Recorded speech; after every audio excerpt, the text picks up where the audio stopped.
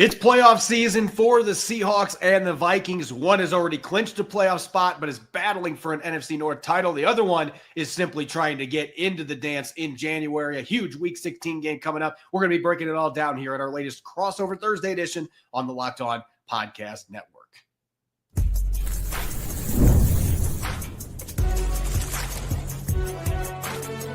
You are Locked On NFL Crossover, part of the Locked On Podcast Network.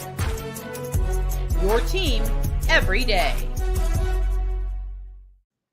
Greetings, 12s and Vikings fans. It's time for another Crossover Thursday here on the Locked On Podcast Network. We have Locked On Seahawks, Locked On Vikings. I'm Corbin Smith of Locked On Seahawks. He's Luke Braun, Locked On Vikings. We're going to be diving into this crucial Week 16 contest. Both teams have plenty to play for as the Seahawks and Vikings battle at Lumen Field on Sunday afternoon. This crossover brought your way by our friends over at Prize Picks. Download the app and use the code LOCKEDONNFL to win $50 instantly when you play $5.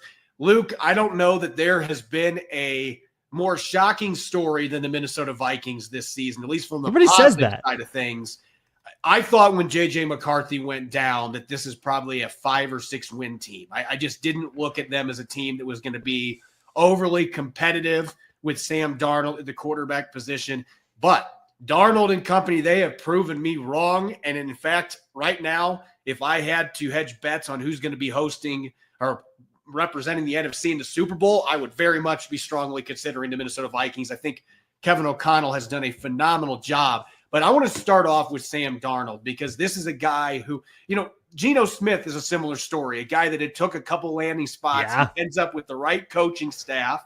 Interesting day for the Jets. Yeah, both of them started with the Jets. It didn't work out. And obviously New York, it just seems like quarterbacks just go there to have their careers fall apart or not be able to take off. But what has allowed Sam Darnold to have the success that he has had in Kevin O'Connell's system? And we saw him play for a bunch of different coaches. He played in different systems, and he never was able to hit anywhere else. What has been the difference for him to guide this team to 12 wins in their first 14 games and have a chance to win the NFC North? Yeah, it's so funny. Everybody always says, like, wow, you guys are really the surprise. It's like when you go home for the holidays and everybody's like, whoa, you lost weight. It's like, well, what did you think of me before that? Huh? It's like weird. Look, the Vikings have surpassed expectations. And I think a lot of that is because the name recognition is a pretty bad predictor.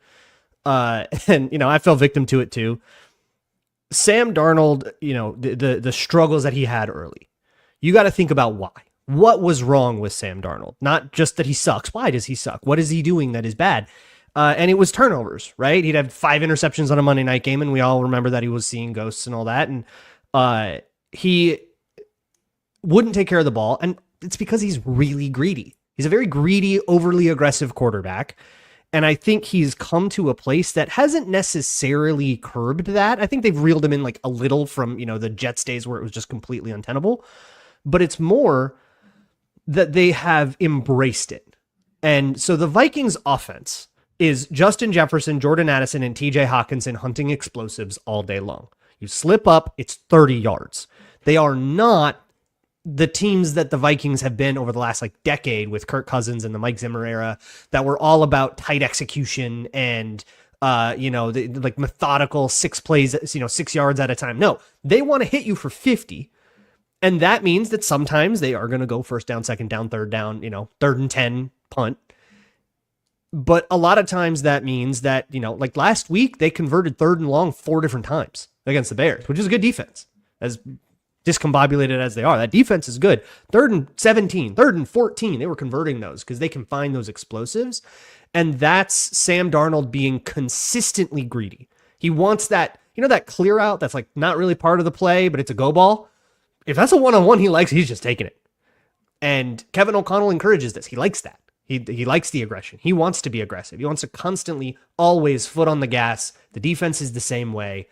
But once you take Sam Darnold from, a 4 interception a game kind of quarterback to a 2 interception a game kind of quarterback, the explosives start to do enough to make up for it. And the Vikings offense can be one of the more explosive ones in the league, even though they're not consistent enough. They're probably more of an above average offense while the defense is truly elite. But that's been plenty to win 12 games, and some of them not even really that close. And one of the things that's been also kind of a pleasant surprise to me, Christian Darrisaw was playing great football before he went down. That seemed unbelievable like football, like insane. Could have had a major negative domino effect on this offense. Yet they go out and they get Cam Robinson, and this offensive line has held up fine. Maybe it's not quite as good as what it was when Darrisaw was playing, but it seems like they have been able to weather the storm on that front, and that's kept them afloat on offense. It's been, I would say it has declined over the last few weeks, the offensive line. And I don't think that any Vikings fans will get mad at me for saying that. Cam Robinson has been pretty good, and I don't think he's the problem. He's been totally, like, I can't believe the Jaguars let us have this guy. After they were, he's been in their organ for 8 years, and they just let him, like, go in the middle of the season. But they're dead anyways, so whatever. But the communication is obviously weird. He's been here a month. Sometimes he and Blake Brandel, the guard next to him, don't pick up the stunt right or something like that. But really, they've also had a switch at right guard in the middle of the season, which has caused its own host of communication things. You got a new guy in there. Dalton Reisner takes over for Ed Ingram, and that was just a benching. That was an injury. That was just straight up, we're making a switch. Brian O'Neill is now dealing with a knee injury. He had a knee brace for the second half of the Monday night game, now short week. He did participate in practice. I want to say limited, but now he's going to be maybe not 100%. And the only two, like, stable, consistently there and healthy guys on the line are Garrett Bradbury and Blake Brandel. And you could argue those guys have been the two worst problems. So it's starting to, like, deteriorate, but it's not a line that is, like, disastrous. We've seen disastrous lines at Minnesota where you just can't keep anybody there. You want to watch a disastrous line, just watch the Seattle Seahawks. Well, right. Like, it's still better than I think what you guys are dealing with, but it has gone from, I think, one of the best units in the league to, like, an okay one. But that sucks for the Vikings, who are, everything is a 20-yard route. Like, everything is that kill shot, kill shot, kill shot, kill shot. These things are not 3-step drop and go. So these linemen do have to hold up. So if you got a pass rusher that can win, especially on the inside, you can force the Vikings to either contract their offense in a way that they're uncomfortable with, or you're going to have Sam Darnold running around, where a lot of good things can happen, but a lot of bad things can happen. And that's how I think, teams like the Jaguars put some of the worst Sam Darnold tape out there. On the defensive side of the ball, as you mentioned, this really feels like this has been what has carried this team to the 12-2 record. Obviously, the offense has surpassed all expectations with a backup quarterback taking over and Sam Darnold playing the way that he has. But on defense, Brian Flores, as the Seahawks like to say with Mike McDonald, when they're rolling, he has been in his bag all year. The guy has just been dialing it up. What is the biggest difference between this defense now and the group that we saw last year in Minnesota? There are some schematic tweaks that you can see. I actually just wrote an entire almanac on this over at the Wide Left Substack, if you want to check that out. By the way, Seahawks fans know Arif Hassan. He does Wide Left, and there's a whole thing. He's a celebratory Seahawks fan, as we like. Yeah, right. He's definitely, he is don't let him deny it, okay? He's a Seahawks fan. But because of this whole thing, he does have something going on over at his Substack right now, supporting the Lavender Rights Project that I think is worth checking out. But I just wrote something over at that Substack with a big, long almanac on Brian Flores' defense. And so there are a few little schematic things, but I think a lot of it is just having the right pieces in the right places. Somebody like Jonathan Grenard or Andrew Van Ginkel, who can cover a little bit more, is used to that more than someone like Danielle Hunter. So Flores can run it the way he wants to run it, rather than having an edge that he can't drop back into coverage that limits his blitzes and stuff. Everybody's a little bit more built for this. And you're getting career years out of like 6 different guys. These are, again, it's like name recognition didn't tell you they were going to be good. But Josh Metellus, career year. Jonathan Grenard, arguably career year.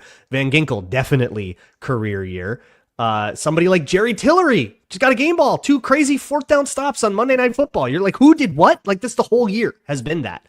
And even getting good performances in, I would say, more limited roles. They don't ask as much of the corners as a lot of defenses do, because it's a lot of zone, it's a lot of cloud, it's a lot of just kind of, hit your spot and go trigger down in the flat and make a tackle.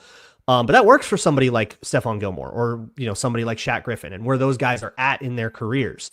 And so that has worked. By the way, Stephon Gilmore has been practicing. He's probably going to come back this week. So Yeah, they've had a lot of the right pieces in the right places, but it's also that in year 2 of this like experimental Brian Flores defense, they kind of stress tested everything last year, got extraordinarily exposed and solved. They didn't win a game in all of December. I think they won one game December 3rd and they lost out. They lost the last 4 games of the year. And a lot of that is because the weaknesses of that defense were exposed and drilled. And over the offseason, Brian Flores got in the lab, figured out how to paper over those weaknesses, and this is now like a stable thing that other teams are starting to steal from. And that's how you know it's catching on. It's a copycat league, so if everybody's trying to match you, that's when you know you are doing it right. When we come back here on this latest crossover Thursday, Locked On Seahawks, Locked On Vikings, we're going to flip the script, and we're going to take a look at the Seahawks, who are still licking their wounds coming out of that tough loss to the Green Bay Packers on Sunday Night Football. Don't go away. You're listening to Crossover Thursday here on the Locked On Podcast Network. It's that time of the year. The college football playoff is back, and with the newly expanded 12-team format, it's guaranteed to be bigger and better than ever, bringing you all the hard-hitting and high-flying excitement that you love. TNT Sports coverage of the college football playoff begins on December 21st, starting with the college football playoff kickoff show presented by AT&T at 11 a.m. Eastern.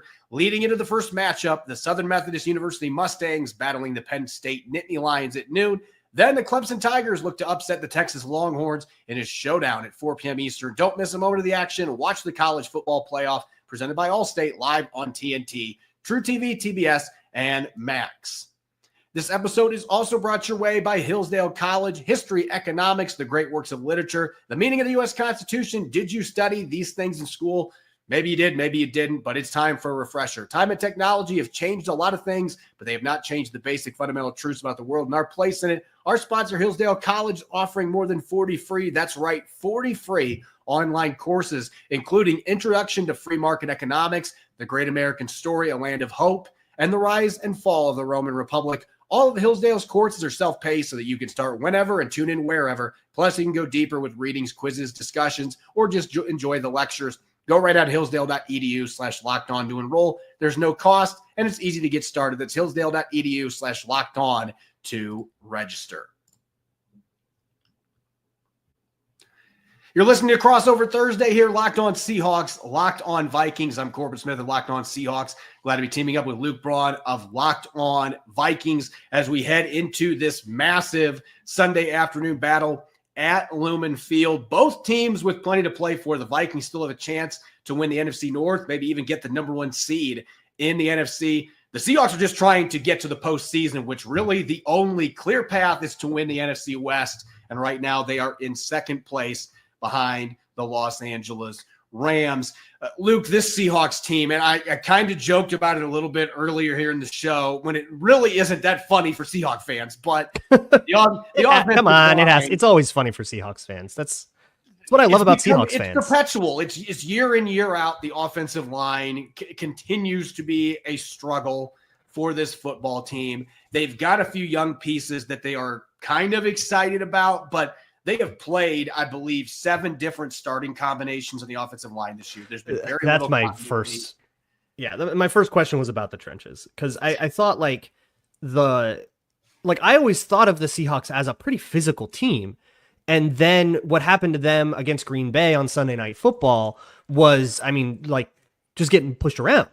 And that made it so, and then Geno Smith gets hurt. Sounds like he's going to play, but I still feel like the primary issue is up front, both sides of the ball. So, I guess what is the physicality of this team? Because now, I'm not very familiar with the Seahawks at all. So is that just wrong? Well, it's been funny because Arizona gave Minnesota a really good game a couple weeks ago. Arizona's a physical football team. Really physical, yeah. And Seattle ran for 170 yards against them 2 weeks ago. I mean, this is an offensive line that was starting to look like he was gelling. And I don't want to continue to pile on the guy, but I think that Ryan Grubb has been one of the big problems. And I think he is a capable play caller, but he hasn't made the adjustments that he needs to.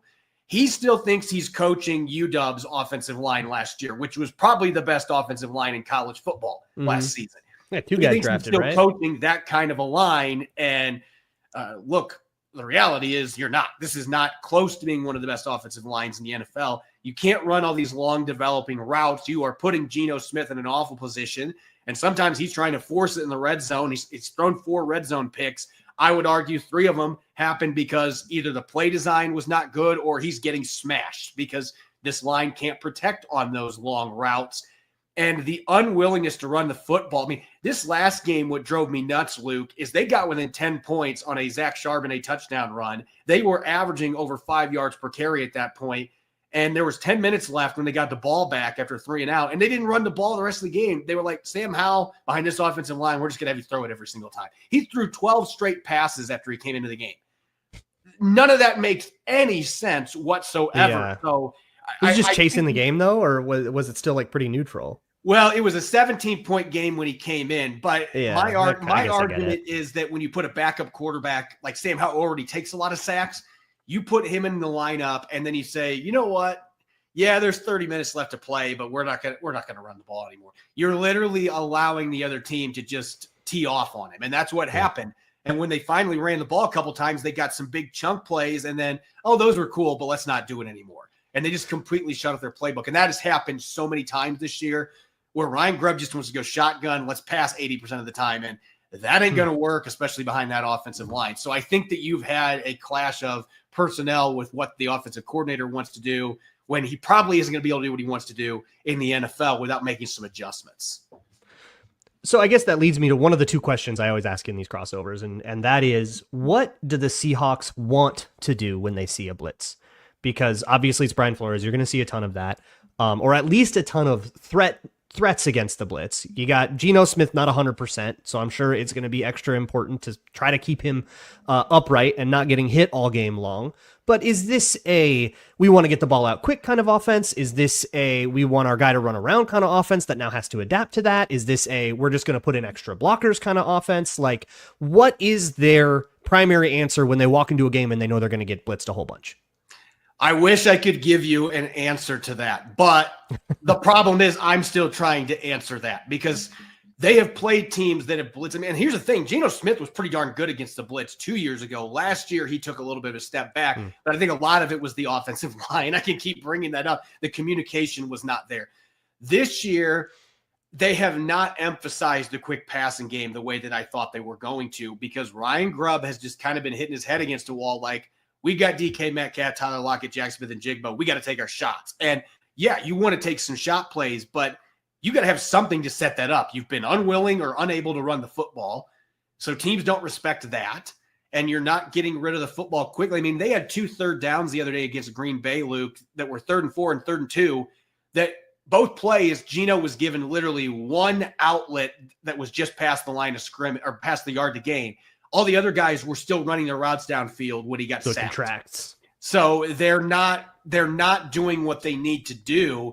There have been a few games where they have ran more quick structured stuff, and it has worked against the blitz because Geno can get the ball out. But I wish I could give you a direct answer there. I feel like Ryan Grubb's still trying to figure that out. And the offense trying to figure out what are we good at. It's week 16 and you're still wondering with consistency, like, what are we good at? Because it has been such an up and down season on that side of the ball. Yeah, it's so I'm just thinking about the last game I saw with the Vikings Monday night. Caleb Williams' average depth of target completely just plummets. And so I wonder if that's the same thing that happens where the Seahawks go, look, we're not going to make Geno Smith run around. We don't want him to get hit a whole bunch. We'll try to throw this to, Smith and Jigba, Lockett behind the line of scrimmage, Kenneth Walker behind the line of scrimmage, and see if they can't make some of these corners miss. And that's kind of their favorite go-to plan. But on the other side of the ball, so if the blitzing is the big threat from the defense, obviously the big threat from the offense is Justin Jefferson. And while the Vikings have had, great performances all year from Addison, from TJ Hawkinson and Aaron Jones, it's still JJ's offense. So when you see a team that has a clear defined number one threat, that has the guy that if you let this guy go off, it's a big deal. What do the Seahawks like to try to do about that? Well, most of this season, they have tried to avoid bracketing top receivers. And look, when Reek Woolen's playing like he's capable of, last week was maybe the worst I've ever seen him play. But when Reek Woolen is playing like he's capable of, he can defend anybody because of his size and athleticism and his ball skills. Devin Witherspoon is capable of playing outside in the slot. Josh That's a good secondary, man. They've got some really good corners. Yeah. So I think Mike McDonald has been pretty confident with, hey, I'm going to mix and match what I'm going to do with my safeties. We aren't necessarily going to be bracketing over the top. But there have been games, the Jets game, for example, Devontae Adams was giving them some problems. So Julian Love started to bracket on him, and then suddenly the Jets couldn't do anything on offense. So there have been games that they have done that. I don't know if that's going to be the strategy coming in against Justin Jefferson right out of the gate. If I'm running the defense, it is, because I think Justin Jefferson is the best receiver in the NFL. And as good as Jordan Addison is and some of the other targets they've got, I'm trying to force Sam Darnold to have to beat me with those targets because I trust my other corners. I think I have enough talent at that position to do it, but I don't know if that's how Mike McDonald's going to handle it, because most of this year he has been very hesitant to do that. He likes to put his corners, because he trusts them, in a one-on-one position, and he likes to mix his safeties and his slot corner, Devin Witherspoon, in with their blitz packages and sim pressures, which is tougher to do if you are mixing in bracket coverages or you're finding different ways to try to double up, so to speak, on a star receiver. So I think it does handicap some of the things that he likes to do. You know, it's interesting. There are a couple of teams that have essentially taken the approach that you talk about, maybe the Seahawks being a little bit more favorable than you personally are, which is, look, Justin's going to get his. We're just going to kind of accept that he's going to get a lot of yards, and let's make them one dimensional. That's what Aaron Glenn said about the Vikings. Sure, they can go through Justin Jefferson all day. That'll make them one dimensional. We stop everything else and they're a one dimensional offense. We can work with that. And they won that game. And they've beaten the Vikings 4 times in a row doing that over the last couple of years. So there is merit to that, as crazy as it sounds to be like, let's just let Justin go off. There is merit to that. But a lot of other teams have decided, in various ways to double Justin Jefferson, or to, use other coverage resources, or sometimes they have a guy they think they can trust against him. I think the only ones that really did it without help, a lot of help over the top, were the Jets. And that's, DJ Reed and Sauce Gardner. That's a pretty good duo. So I wonder if the Seahawks think that they can do what the Jets did, or if they are going to have to kind of go schematically. But that might be one of the keys to this game. That might be one of the really important decisions that the Seahawks have to make. It's a perfect segue into our last segment here, because we're going to talk keys to victory, and then we're going to discuss some predictions against the spread. We'll be getting to that up next here on our Crossover Thursday edition of Locked On Seahawks, Locked On Vikings. This episode is brought to you by FanDuel, America's #1 sportsbook. Right now, new customers can bet $5 and get $150 in bonus bets if you win. The FanDuel Sportsbook app gives you everything you need to place live bets in the NFL all in one place. When you get a hunch in the middle of the game, you can check out the latest stats, view live play-by-play, and so much more on the same exact page where you place your bets. You can bet on everything from Geno Smith and Sam Darnold combining to score 5 or more touchdowns on Sunday afternoon, or DK Metcalf being the first skill player to find the end zone at Lumen Field. Just visit FanDuel.com to join today. You'll get started with $150 in bonus bets if you win your first $5 bet. That's FanDuel.com. Never waste a hunch. You make every moment more with FanDuel, an official sportsbook partner of the NFL. Crossover Thursday, Locked On Seahawks, Locked On Vikings. I'm Corbin Smith of Locked On Seahawks. He's Luke Braun, Locked On Vikings. It is time to get to our keys to victory. And obviously, the Vikings have been very successful at winning football games this year, Luke, winning 12 of their first 14. Very good position to win the NFC North, especially since the Detroit Lions have turned into a real-life MASH unit at this point. It feels like this is for the taking for the Vikings. Still a huge game to make that happen for Minnesota, though, in Seattle. From your perspective, what are the keys to victory for the Vikings to come in, maybe match some of the things that Green Bay did, but where are some areas that you think they absolutely have to hit to beat this Seahawks team playing in the Pacific Northwest? I'm going to sound like such a boomer. I'm going to sound like so boring here, but it's got to start up front, and physicality in the trenches. Seeing that Green Bay game, that's my understanding, is let's push them around. Can we push them around? But like I kind of mentioned before, can the Vikings push them around? They've gotten themselves pushed around a little bit by Arizona, by even, units like a lot of backups in Los Angeles pushed them around a little bit. Atlanta pushed them around a little bit. They're kind of not supposed to be able to do that.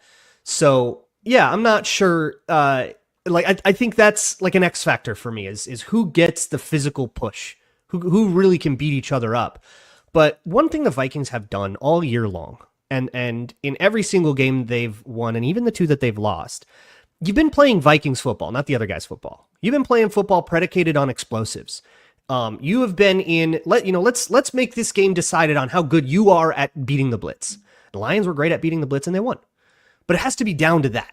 And, they have not been, they didn't, that game wasn't a Lions game as much as it was a Vikings game. And the Lions went in to US Bank Stadium, played Vikings football and won. Congrats to them. That's a heck of a feat.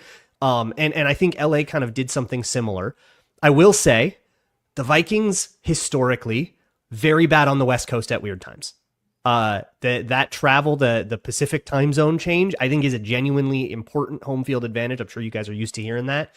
But the Vikings haven't won in Seattle since 2006. So they're like that Chester Taylor was the last. Remember the Chester Taylor game? That was the last time they won in Seattle. Unfortunately, I remember that game really well. Yeah, almost 20 years ago, that one. It's been that long. And otherwise, it's been a whole bunch of weird primetime games and Action Green and Laquan Treadwell busted coverages and sort of a bunch of weird stuff. The more normal this game can be, the more it's just about finding, 15-yard chunks and like the better things go for the Vikings. But for the Seahawks to take this, they have to prevent the Vikings from making it a Vikings game. They have to, no, we're not going to do this blitz thing, right? You have to find a way to dissuade that blitz. But yeah, that's asking Brian Flores to be a normal person, and that ain't going to happen. Yeah, from Seattle's perspective on defense, I'm basing this off of watching a ton of Sam Darnold over the years, and I feel like even this season, as well as he has played, when opponents have been able to create interior pressure up front, that is where the interceptions and the bad decisions are coming from Sam Darnold. And I look at Seattle's front. You mentioned the physicality. For one quarter, and that ended up being a huge difference. I don't know what happened to Seattle in that first quarter. That was not the Seahawks defense I'd seen the last 4 weeks. They held Josh Jacobs to 21 rushing yards in the last 2 quarters, though. That is the defense that I have been watching. So they found it. They found it. Leonard Williams is having an all-pro season. The dude has been absolutely unblockable at times. And even in that game against Green Bay, he had 4 tackles netting 1 or fewer yards in the second half by himself. He's got 7 sacks. If he can create problems for that interior line that, as you mentioned, is having a harder time keeping Sam Darnold clean as of late, if Leonard Williams can create pressure, and Jaron Reed has had a good season, hasn't had the sack numbers, but he's been effective. Byron Murphy, second, is starting to play better. To me, that is the biggest key, is if they can get pressure on Sam Darnold with their interior pass rush, that takes away some of those explosives because your pocket is collapsing down on you, and those long developing routes can't get open. So I think that is going to be key. And on offense, you mentioned being boring. Look, my listeners at this point are probably like, dude, stop saying it. It's not going to happen, but run the damn football. I am so tired of watching this team week in, week out. If 1 or 2 runs don't work, you know what? We're just going to turn into an air raid offense. Throw it. Vikings have, by EPA per play, the best run defense in the league right now. But I think Seattle cannot come into this game and say, we're just going to sling it all over the place. Especially you're going to have to. Like, they do stop the run. You're going to have to eat a 2-yard run and say we're sticking with it if you're going to stick with it. You've got to continue running the football. And look, like I said, they ran for 170-plus yards. Arizona's run defense was the number 1 run defense in the previous 5 games when they did that. That is a physical football team, and they were pushing them around.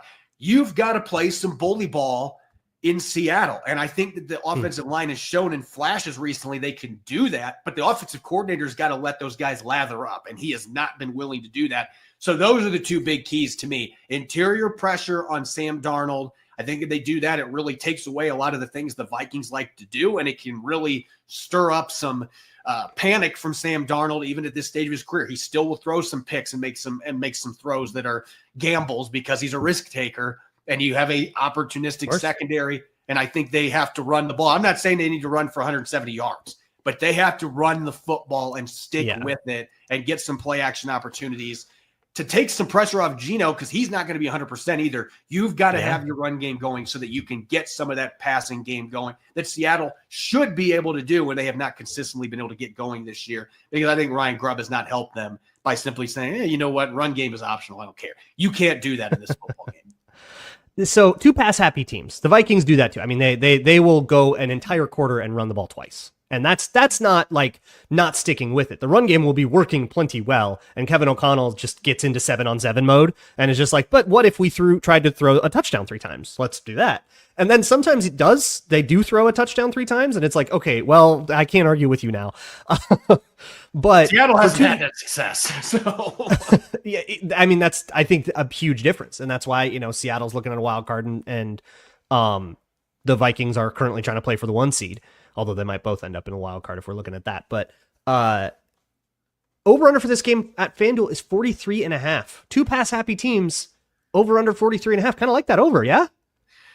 you would think, but Seattle has played so many games that have been higher than that on over under, and then it's gone way under. And the defense has played really well, other than the first quarter last week. They have been dominant. Right. I mean, the 4 games before that, they gave up 13.7 points per game, and they scored 2 touchdowns on defense. I mean, this has been a unit that's not only been stopping people, they've been scoring points themselves. The Seahawks have scored more than 20 points in one of their last 5 games with their offense, though. And with the weapons they have, the quarterback they have, again, I have to keep pointing to the play caller, because it's like at some point you got to say, you got to be able to help your offensive line. And I think he's done the exact opposite. Ryan Grubb has got to show that he is willing to make adaptations. And the talent is there that this offense can put points on the board. We just haven't seen it happen this year. It just hasn't come together. So is this the game that it does? I don't know that I'm optimistic necessarily about that, but they're going to have to score some points because Minnesota's going to score points. I would go slightly over on that, but I think that the defense for the Seahawks is going to be kind of ticked off after last week, the way that first quarter went. Wouldn't be shocked if the weather comes into play too. 3-point spread right now. Vikings favored by 3 on the road. That was more when it looked like Geno was maybe not going to play, but with Geno Smith practicing in full, probably he's coming in, and that line comes down a little bit to -3. If Vikings fans know, you don't want to take my gambling advice. Okay, so I'm going to sit this one out, but I'll say it comes down to explosive plays and physicality, which is pretty boilerplate. But I would say that whoever wins up front is going to have that nice ability, keep their QB clean, start pushing the ball down the field, and eventually even good corners mess up. If Seattle runs the football, and I know this is so generic, but if Seattle runs more than 35% of the time in this game, and they are able to at least have a little bit of success doing that, and they can create Ben Baldwin just felt a disturbance in the force. Yeah. They've got to play with that physicality you mentioned on both sides of the ball, creating pressure with their D-line, and they've got to have some semblance of a run game. If they can do those two things, I think that they can cover this, but they have been so bad at home most of this year. That has been the weird thing about this team. They have been phenomenal on the road. They have looked like a team that don't want to play in the playoffs. They come back to Lumen, and I don't know if they need to start taking them on a bus from their practice facility to make it feel like get them up in a plane and circle a couple times. And yeah, they are playing so flat to begin games at home. And then that leads to the Packers fans last week screaming, "Go Pack, go," because the Seahawks fans are like, we're getting our butts kicked. Like, this isn't fun. They have taken the crowd out of it. And that's a huge advantage for this team. So they've got to be able to start faster. I don't know what the solution is to that. There's a lot of things that have to happen because I think Minnesota is the better team.